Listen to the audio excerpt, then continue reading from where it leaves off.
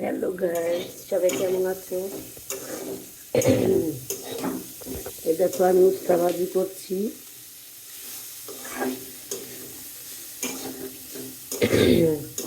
উস্তা ভাজি করছি, এটার মধ্যে বেশি করে পেঁয়াজ দিব, কাঁচামরিচ দিব।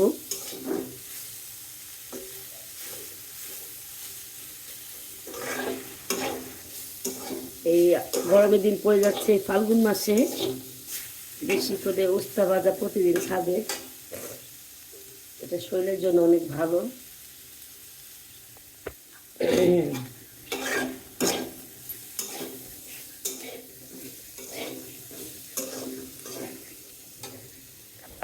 বন্ধুরা সবাই কেমন আছো? এখন মোটামুটি ভালোই গ্যাস থাকে।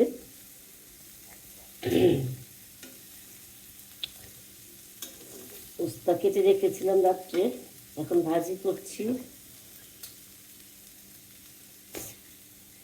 এভাবে গ্যাস থাকলে সুন্দর করে রান্না বান্না করা যায়। তো উস্তা কিন্তু শরীরের জন্য অনেক ভালো।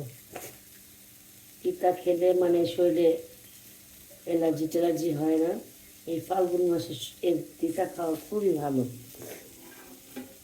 আমার গলা ভেঙে গেছে, অনেক ঠান্ডা লাগছে। তো ভালো লাগলে ভিডিওটা ভালো লাগলে সবাই কমেন্ট করো। সবাই ভালো থেকো। Tata, bye bye.